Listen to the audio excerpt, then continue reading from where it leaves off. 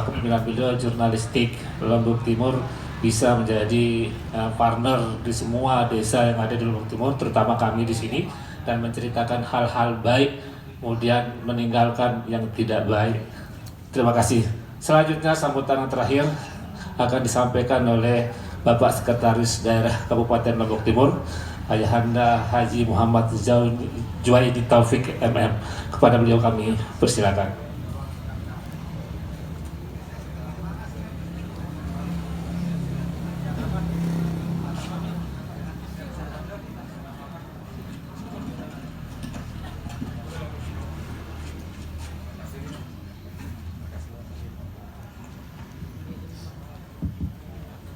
Cek. Bismillahirrahmanirrahim. Assalamualaikum warahmatullahi wabarakatuh. Alhamdulillah. Alhamdulillahi rabbil alamin. Hamdan yuafi ni'amahu wa yukafi mazidah.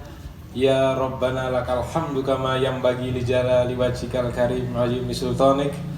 Allahumma salli ala Sayyidina Muhammad wa ala ali Sayyidina Muhammad. Yang hormati dan muliakan segenap tokoh adat, tokoh agama, tokoh wanita, Bapak Ibu undangan, tentu di bawah kepemimpinan Bapak Kepala Desa Pengadangan dan seluruh lembaga-lembaga adat Desa Pengadangan. Yang saya hormati rekan kami Kadis Pariwisata Kabupaten Lombok Timur, Pak Camat Pringgasela, dan tentu yang berbahagia hari ini Ketua FJLT Forum Jurnalis Lombok Timur dan seluruh anggotanya. Alhamdulillah wa syukurillah, pada hari ini masih dalam suasana Rabiul Akhir. Kalau di Aceh bulan maulidnya itu 2 bulan Pak Kepala Desa, Rabiul Awal dan Rabiul Akhir. Karena di Aceh kan Serambi Mekah, jadi tidak cukup 30 hari untuk merayakan kelahiran baginda Rasulullah SAW. Dari bulan Rabiul Awal sampai Rabiul Akhir pun saking padatnya animo masyarakat Aceh, sehingga 2 bulan Rabiul ini baik awal maupun akhir masih dikenal dengan bulan maulid kalau di Aceh. Alhamdulillah, mari kita niatkan juga silaturahmi kita pada hari ini sebagai bagian kita mensyukuri nikmat Allah, sekaligus kita juga bergembira merayakan baginda Rasulullah SAW yang tentu telah merubah peradaban dunia, peradaban alam dari zaman jahiliyah ke zaman yang terang benderang sebagaimana kita nikmati pada hari ini. Bapak Ibu hadirin yang tiang hormati, alhamdulillah kita di Desa Pengadangan ini dari 239 desa yang ada di Kabupaten Lombok Timur, Desa Pengadangan ini menjadi salah satu desa tua yang unik menurut pandangan kami. Apa ciri desa tua dan unik? Cirinya mari kita lihat dari tata letak pusat pemerintahannya. Tidak banyak desa sekarang ini yang antara kantor desa lalu berdekatan dengan masjid, ada perempatannya, ada pusat masyarakatnya. Mari kita cek, karena banyak desa pemekaran, lalu banyak kantor desa itu terjepit, akhirnya dipindahkan ke tempat yang agak jauh. Desa Pengadangan sungguh luar biasa. Kami perhatikan masih mempertahankan harmonisasi antara pemerintahnya dengan pusat peribadatannya masjid, lalu tempat menyelenggarakan kegiatan berkumpul atau kegiatan adat istiadat ataupun budaya.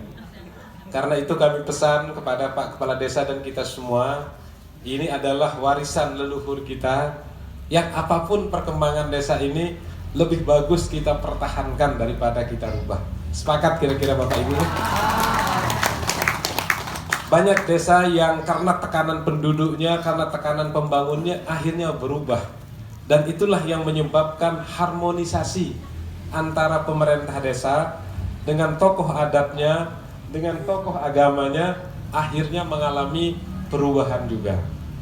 Mari kita lihat banyak desa-desa seperti itu, dan insya Allah harmonisasi antara pemerintah dengan tokoh agama dan tokoh adat dan semua tokoh yang ada di desa ini, kalau boleh kita belajarlah ke desa Pengadangan, Kecamatan Pringasari. Mengapa bisa terjadi seperti itu? Ya karena budayanya. Beberapa minggu yang lalu kami main-main ke Kemendagri, kami mendengar cerita Gubernur Bali bercerita kepada Bapak Mendagri Jenderal Tito Karnavian. Gubernur Bali mengatakan begini, Pak Menteri katanya, karena itu persiapan G20, kebetulan kami diutus oleh Pak Bupati untuk mewakili beliau. Pak Gubernur Bali mengatakan, Pak Mendagri katanya, kalau diperhatikan wilayah Indonesia ini, dari segi alamnya belum tentu Bali itu yang terindah.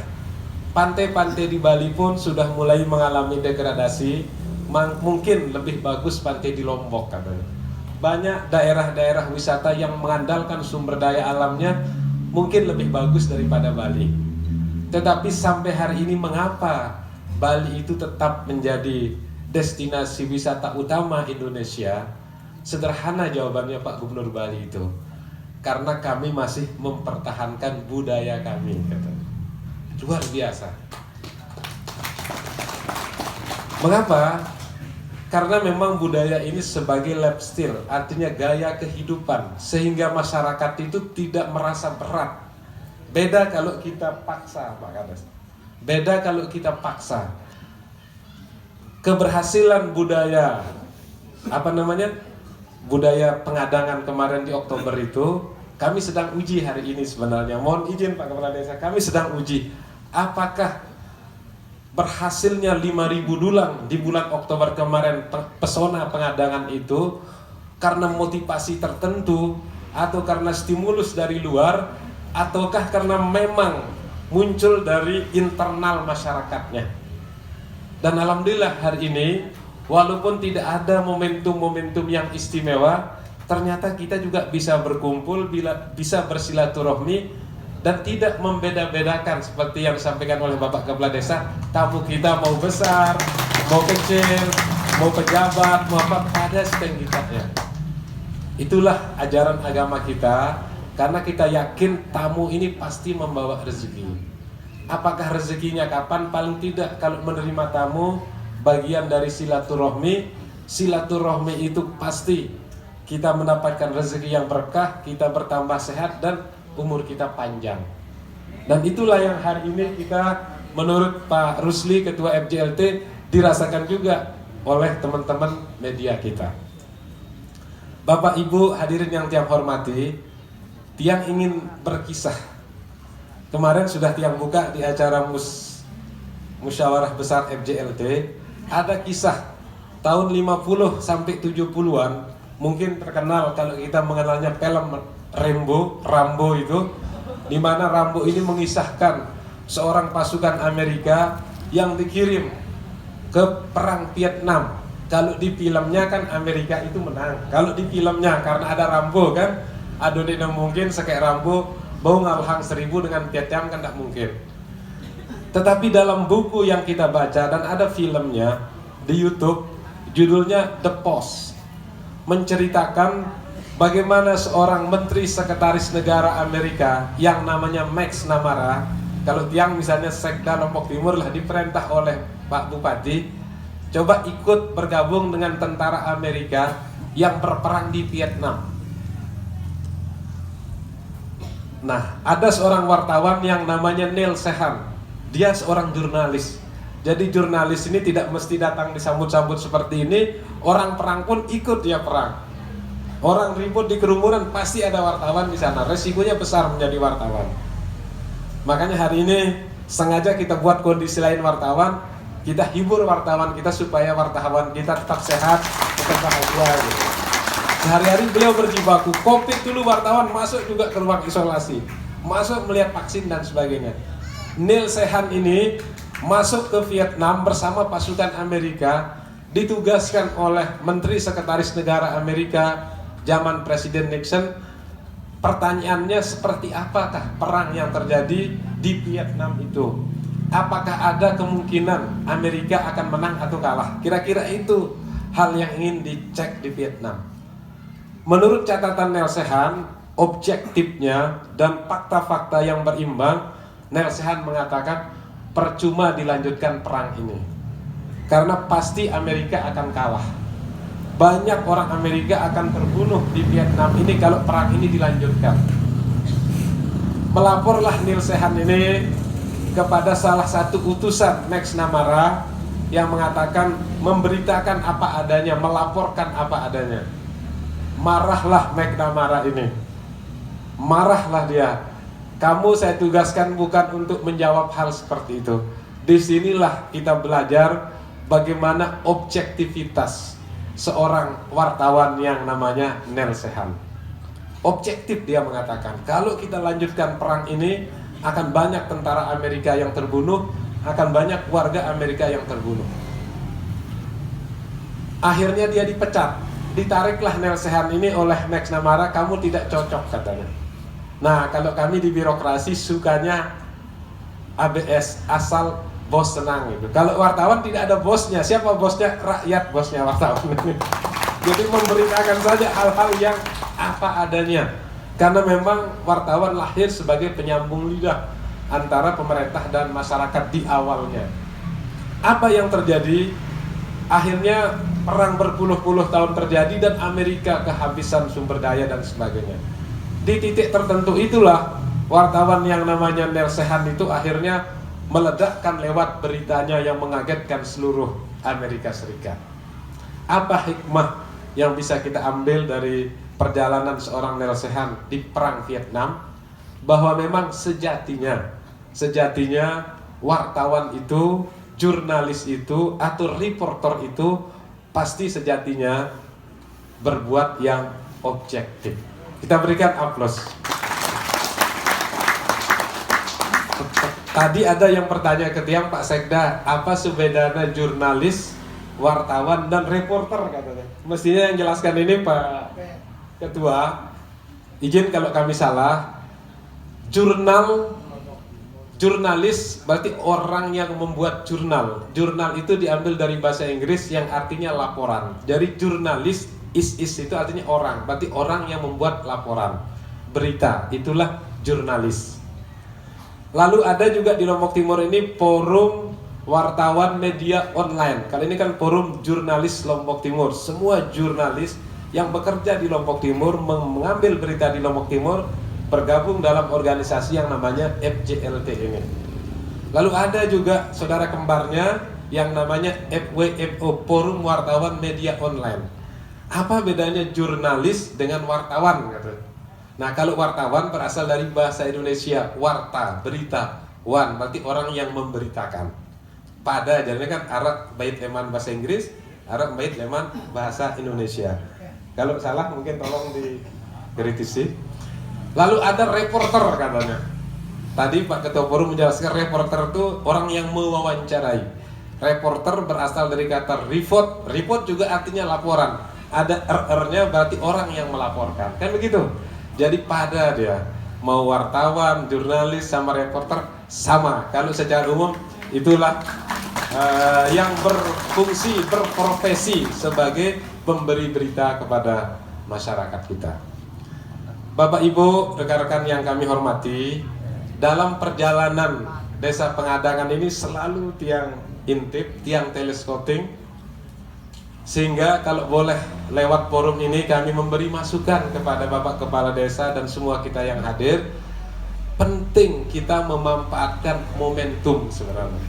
Mengapa hari ini kami juga mendorong musyawarah besar FJLT ini penutupannya di Desa Pengadangan? Karena Jumat, Sabtu, Minggu depan itu 11, 12, 13 akan ada gelaran internasional di Mandalika yang namanya World Superbike, WSBK. Nah, orang luar sebelum ada event itu seminggu sebelumnya pasti membaca berita. Jadi siapa saja sekarang ini tiang misalnya akan datang ke Lampung, akan datang ke Papua, begitu masuk hotel pasti yang tiang buka di HP itu berita tentang daerah itu. atau koran kalau ada koran yang tersedia di hotel itu. Untuk apa? Untuk kita mengetahui apa yang sedang terjadi di daerah yang akan kita kunjungi itu. Nah, kemarin kita sudah sukses menyelenggarakan pesona pengadangan yang luar biasa. Beritanya sampai di mana-mana, tetapi momentumnya harus kita sempurnakan. Bagaimana menyempurnakan momentumnya? Minggu ini harus ada pemberitaan yang menggenjot soal bagaimana di Pengadangan itu desa yang masih kuat menjaga budayanya. Salah satunya adalah yang namanya budaya bedulangan. Tidak menutup kemungkinan Fabio Quartararo, Francesco Bagnaia, namanya kan? Dan banyak lagi nama-nama pembalap yang lain. Kalau nanti manajernya menonton, lalu dia mengatakan kita kepingin makan bedulangan, kira-kira siap nggak Pak Kades Pengadangan menerima pembalapnya? Pak Sekdes siap nggak kira-kira? Apakah ini mimpi? Mimpi bisa menjadi kenyataan kalau kita di backup sama wartawan media. Tidak menutup kemungkinan Bapak Ibu yang kami hormati. Suwe-suwe mungkin di WSBK tahun ini atau di event MotoGP tahun depan habis sudah dihunting wilayah Lombok Tengah, no? Suwe-suwe milih ya datang ada Lombok Timur. Karena jarak Mandalika dengan Lombok Timur kan tidak terlalu jauh. Paling-paling 1 jam sampai 1,5 jam perjalanan. Ndek kamu giliran tahun 2022, mungkin 2023 atau 2024 orang bisa datang di pesona budaya Pengadangan berikutnya. Itu mimpi kita.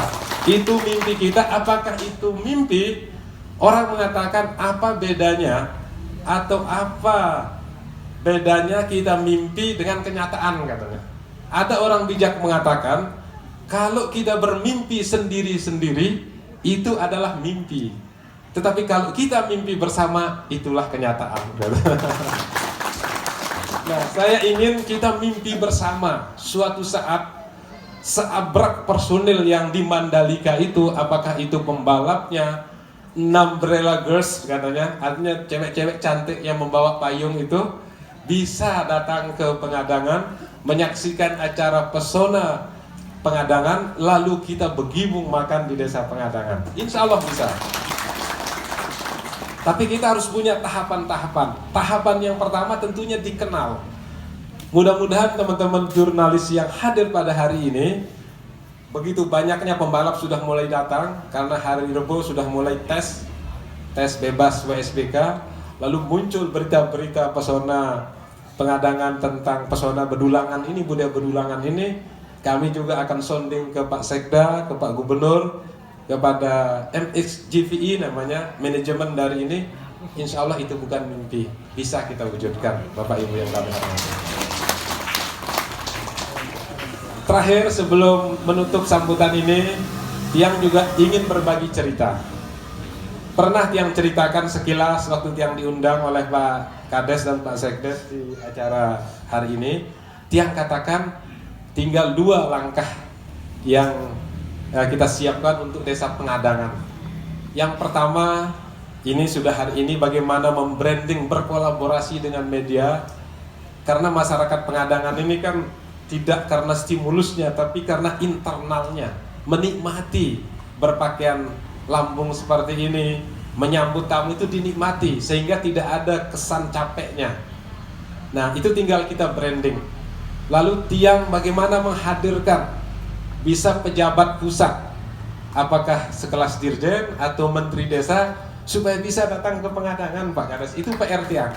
Nanti PR Tiang selaku sekda dan yang lapor ke Pak Bupati, pada saatnya ngumbe yang kontrak, nah bau pejabat sekelas menteri, paling tidak dirjen, bisa hadir di Pengadangan ini, sehingga gaung kita itu lebih hebat lagi.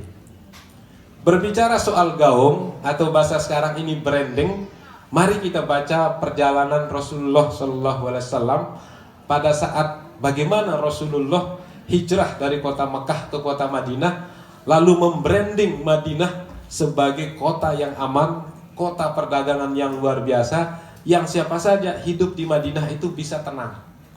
Ternyata pada saat Rasulullah membranding itu, kondisi Madinah belum sebenarnya seperti yang di-branding oleh Rasulullah. Tapi karena brandingnya bagus, akhirnya semua pedagang-pedagang di Jazirah Arab, kalau dulu ke Mekah, ya harus mampir di kota Madinah. Nah, itulah kekuatan sebuah branding. Branding ini sama dengan visi, apa yang kita inginkan terhadap situasi ke depan.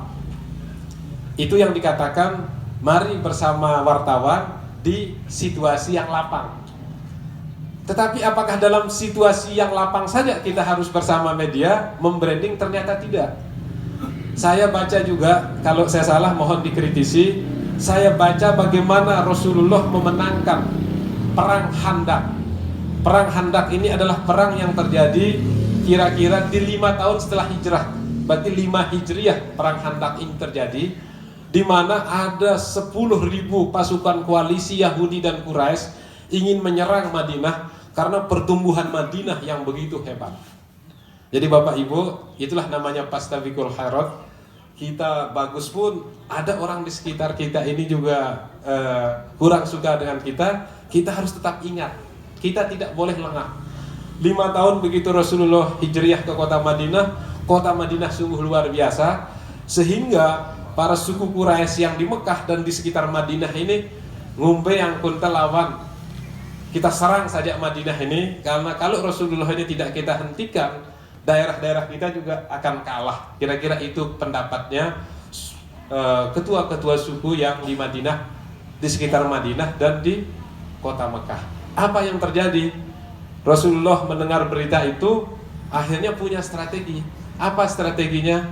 Karena Madinah itu kalau kita lihat utara dan selatannya itu adalah dia akan melambung dari kota Mekah, sulit orang datang dari Mekah itu tembus lewat pintu utara dan selatan. Yang mungkin akan ditembus itu adalah timur dan barat. Lalu Rasulullah akhirnya membuat yang namanya Khandaq saluran. Saluran itu fungsinya supaya pasukan kuda 10.000 musuh ini tidak bisa langsung masuk ke kota Madinah. Benteng lah istilah kita. Peperangannya cukup lama. Suatu saat Rasulullah berdoa, ya Allah, kalau perang ini kita lanjutkan akan banyak korban, masyarakat sudah lelah. Berdoalah Rasulullah bagaimana memenangkan perang Khandaq itu lebih cepat dari situasi yang sedang terjadi. Disinilah Rasulullah memanfaatkan musuh yang namanya Naim bin Mas'ud. Ternyata Naim bin Mas'ud ini adalah seorang wartawan, seorang penyampai berita yang diam-diam, ya karena hidayah Allah, dari kafir masuk ke muslim tanpa sepengetahuan kawan-kawannya. Diplomasi terjadi, akhirnya Naim bin Mas'ud inilah menceritakan, mun lawan Rasulullah ginta kalah, daripada tak kalah taulek be kembali ya. Dan itulah yang terjadi. Artinya bagaimana mempengaruhi supaya musuh yang kuat itu juga bisa menjadi lemah, ya karena dengan sebuah pewarta. Mungkin itu yang dimaksud oleh Pak Kepala Desa, bukan diksinya buruk, tetapi ya istilahnya wartawan bisa mempengaruhi pikiran masyarakat lewat pembacaan-pembacaannya seperti itu.